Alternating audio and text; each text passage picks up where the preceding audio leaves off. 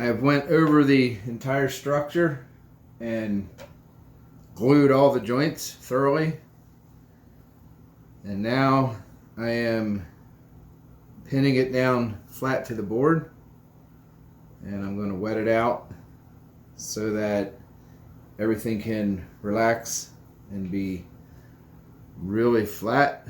Mostly the wingtips and the leading edge is where I'm feeling the tension. Each half is pretty flat, but I want to ensure that it stays flat.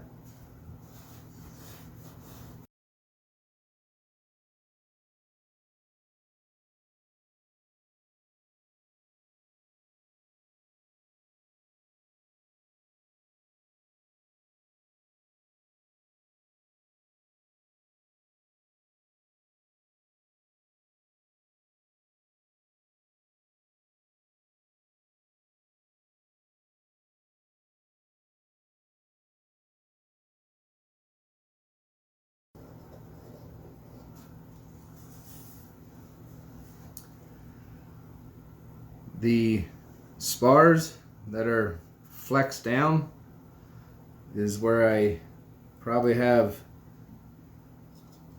some tension, but most of the tension is in the wingtips and this biggest piece of balsa, and also the hardest balsa as far as wood selection is this leading edge.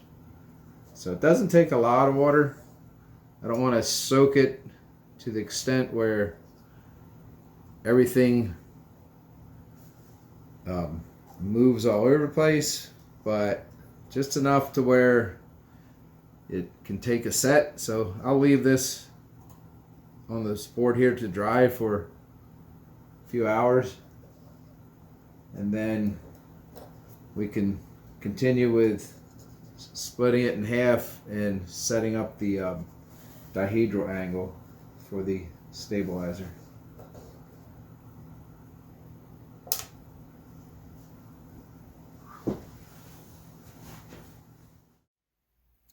I went over everything that was fading on this print and recovered it.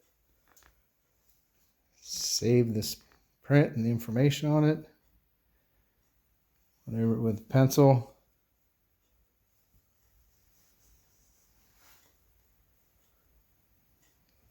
The lower part of this rudder, I redrew it, darkened it in with pencil. It's pretty badly faded. Before I built the horizontal stabilizer, I had to redraw this tip a little bit to darken it in. This wingtip was completely gone. I've redrawn it. Traced the other side, flipped it over, redrew it. Why would I do this, you might ask? There's an intrinsic value to these old blueprints to me. Love them. Plus you can build another plane off of it. The lettering is beautiful. All done by hand back in the day. This is a chore. Going over all these specifications. Beautiful.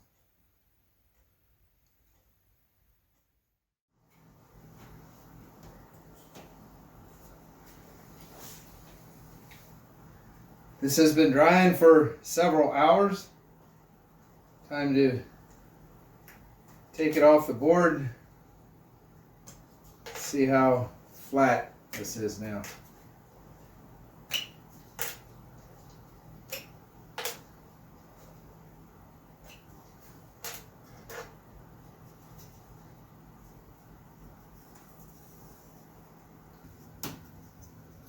That's really nice.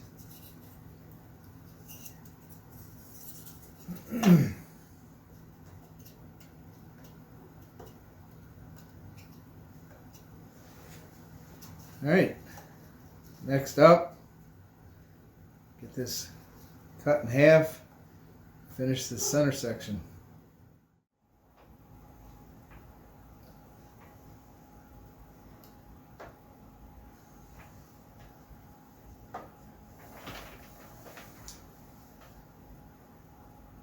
I have this cut in half. I have it fixtured up, jigged up, if you will. And I have one half done. And it probably took me the better part of an hour to build this setup, to split this stabilizer and set up the dihedral angle. I am also going to have to take this other half back off to do this half, and that's because I cut it down the middle, but when I tilt this up, these are going to, the top spars are going to swing past the center point, which is why I did this one half first. And I have to remove this one to set this up over the print on this jig I have set up. So I'll show you some of the key points to achieve accuracy. The angle, I've got the 7/8 dihedral measurement with this block right here. That measurement is to the center of the wingtip. And what I had to consider is when the wing half is flat on the building board, it's only touching on the trailing edge and this bottom spar. When I bring this angle up, I don't want to be tilting it onto the raised leading edge. So that's why I have this resting on this 1/2 inch balsa block. So I just cut these 2 1/2 inch balsa blocks and I got them pinned down, and all I did was slide them in until this raised up to 7/8 of an inch. But to pin it down and to keep the halves straight, I had to make these shims. So I want to position them so that I can put pressure down on this trailing edge, but it's actually not touching the board here. The leading edge also isn't touching the board, so that is these shims here. Now what I have is lightly, I have it held down with this T-pin clamp right here. I don't want to flex the wing. I could even just pull this out very easily. So I have it gently held in place with this pin, and these 3 pins right here are creating a fence. I've been watching with my square projected down to the leading edge on the print so that I don't skew this when I jig it up. So that's what I had to figure out. I can check it like this, and I can see that this edge of my square, when I touch the leading edge, is right in line with this line on the print. This is supported, the trailing edge, the leading edge is supported. The pins are holding it in place. The 2 points up here are this bottom spar and the trailing edge. And then checking this measurement here. That was done by locating the block, like I said. Then I had to put these partial ribs in, slide it in from the end, and square that up, both places, front and back, and then mark where I cut these off because the ones on the top had a little bit of excess. The last thing I verified is when I hold this A piece in place, everything lines up. Center of the A piece, that dihedral angle that's was printed out, figured out on the A piece, and it looks like it's coming out real close. I'll eventually sand that. This corner is sticking up slightly above the rib.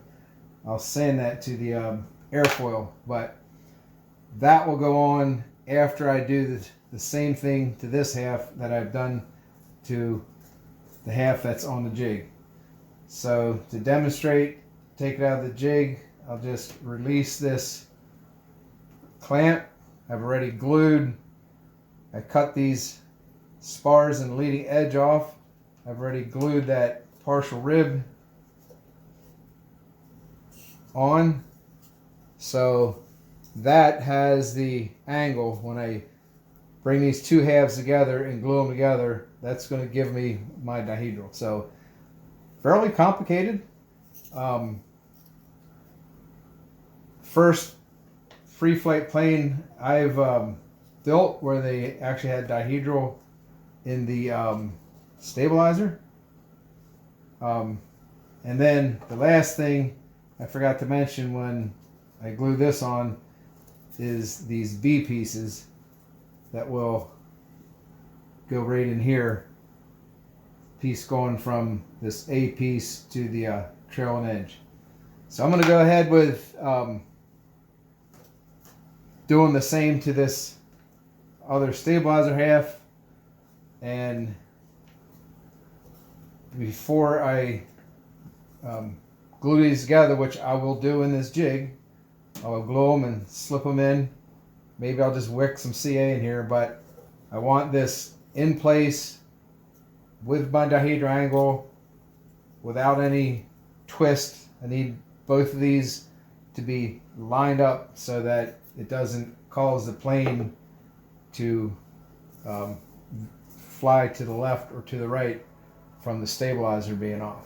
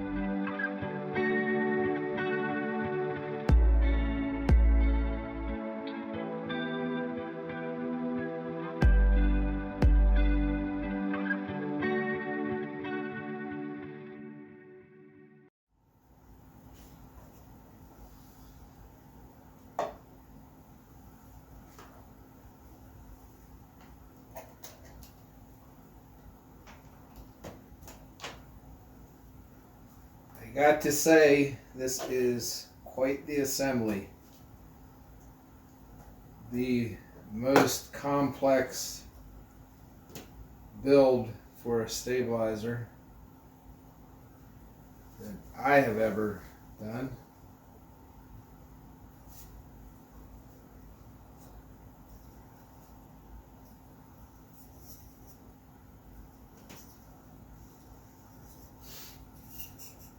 There it is.